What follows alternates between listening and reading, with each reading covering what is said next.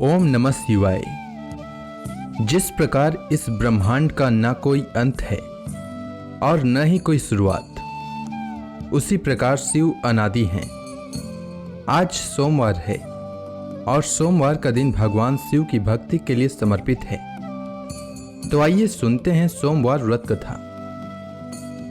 प्राचीन काल की बात है। एक नगर में एक बहुत धनवान साहूकार रहता था, जिसके घर में धन की कमी नहीं थी, परंतु उसको एक बहुत बड़ा दुख था कि उसके कोई पुत्र नहीं था। वह इसी चिंता में दिन रात लगा रहता था।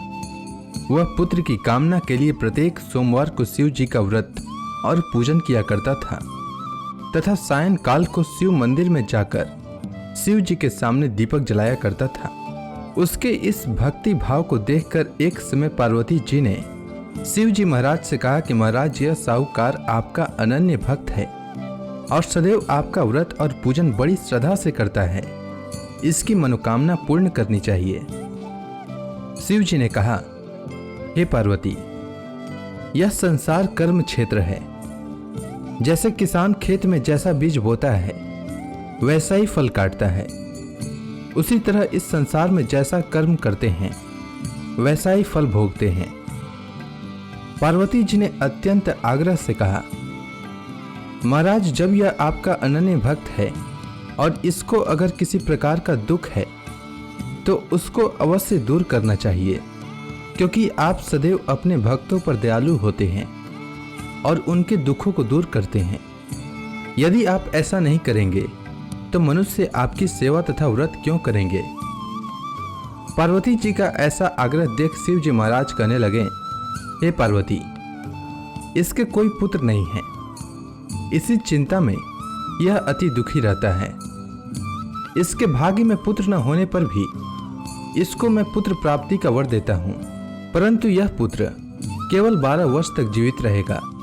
इसके पश्चात वह मृत्यु को प्राप्त हो जाएगा। इससे अधिक मैं और इसके लिए कुछ नहीं कर सकता।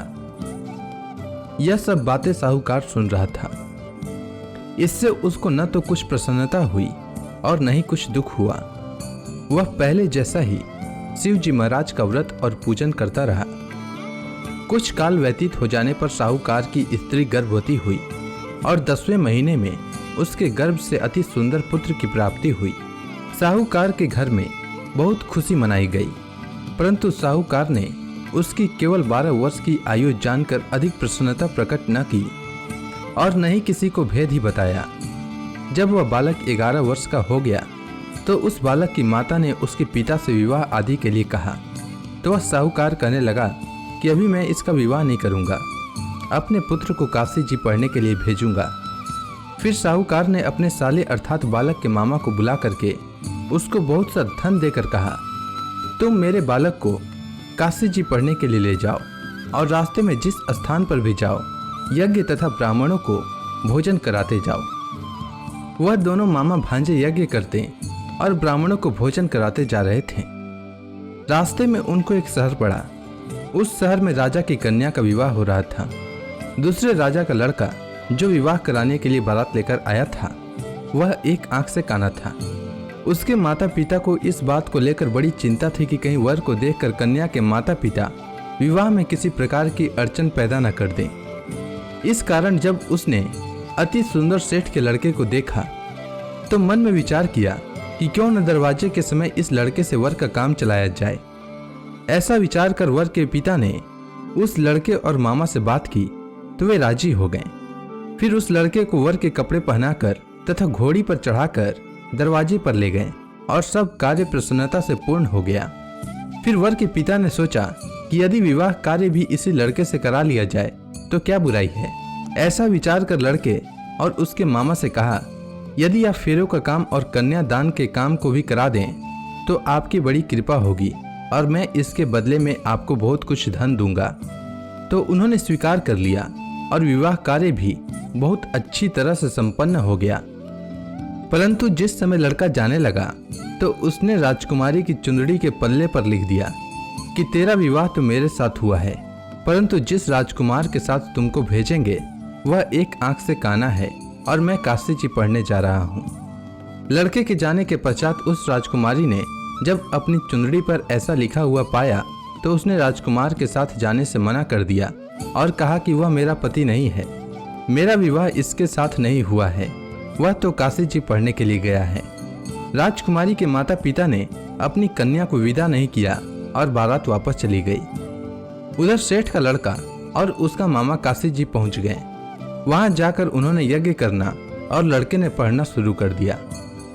जब लड़के की आयु 12 वर्ष की हो गई तो उस दिन उन्होंने यज्ञ रचा रखा था कि लड़के ने अपने मामा से कहा कि मामा जी आज मेरी तबीयत कुछ ठीक नहीं है। तब मामा ने कहा कि अंदर जाओ और सो जाओ। लड़का अंदर जाकर सो गया और थोड़ी देर में उसके प्राण निकल गए। जब उसके मामा ने आकर देखा कि वह मुर्दा पड़ा है तो उसको बड़ा दुख हुआ और उसने सोचा कि अगर मैं अभी रोना पीटना मचा दूंगा तो यज्ञ का कार्य अधूरा रह जाएगा। अतः उसने जल्दी से यज्ञ का कार्य समाप्त कर ब्राह्मणों के जाने के बाद रोना पीटना आरंभ किया। संयोगवश उसी समय शिव पार्वती जी उधर से जा रहे थे। जब उन्होंने जोर जोर से रोने की आवाज सुनी तो पार्वती जी कहने लगी कि महाराज कोई दुखिया रो रहा है, उसके कष्ट को दूर कीजिए। जब शिव पार्वती ने पास जाकर देखा तो वहां एक लड़का मुर्दा पड़ा था। पार्वती जी कहने लगी कि महाराज यह तो उसी सेठ का लड़का है जो आपके वरदान से हुआ था। हे महाराज, इस बालक को और आयु दीजिए, नहीं तो इसके माता पिता तड़प तड़प कर मर जाएंगे। पार्वती जी के बार बार आग्रह करने पर शिव जी ने उसको जीवन वरदान दिया और शिव जी महाराज की कृपा से लड़का जीवित हो गया। शिव जी और पार्वती जी कैलाश पर्वत पर चले गए। तब वह लड़का और मामा उसी प्रकार यज्ञ करते तथा ब्राह्मणों को भोजन कराते हुए अपने घर की ओर चल पड़े। रास्ते में उसी शहर में आए जहां उसका विवाह हुआ था। वहां पर आकर उन्होंने यज्ञ आरंभ कर दिया तो उस लड़के के ससुर ने उसको पहचान लिया और अपने महल में ले जाकर उसकी बड़ी खातिर की। साथ ही बहुत से दास दासियों सहित आदर पूर्वक लड़की और जमाई को विदा किया। जब वो अपने शहर के निकट आए तो मामा ने कहा कि मैं पहले तुम्हारे घर जाकर खबर कर देता हूँ। जब उस लड़के का मामा घर पहुंचा तो लड़के के माता पिता घर की छत पर बैठे थे और यह प्रण कर रखा था कि यदि हमारा पुत्र सकुशल लौट आया तो हम राजी खुशी नीचे आ जाएंगे, नहीं तो छत से गिरकर अपने प्राण खो देंगे। इतने में उस लड़के के मामा ने आकर यह समाचार दिया कि आपका पुत्र आ गया है, तो उनको विश्वास नहीं हुआ। तब उसके मामा ने शपथ पूर्वक कहा कि आपका पुत्र अपनी स्त्री के साथ बहुत सारा धन लेकर आया है। तो सेठ ने आनंद के साथ उसका स्वागत किया और बड़ी प्रसन्नता के साथ रहने लगे। इसी प्रकार से जो कोई भी सोमवार के व्रत को धारण करता है अथवा इस कथा को पढ़ता या सुनता है उसकी समस्त मनोकामनाएं पूर्ण होती है। उम्मीद है आपको सोमवार व्रत की कथा अच्छी लगी होगी। अगर आपको यह वीडियो अच्छी लगी हो तो कमेंट सेक्शन में ओम नमः शिवाय लिखना न भूलें। धन्यवाद।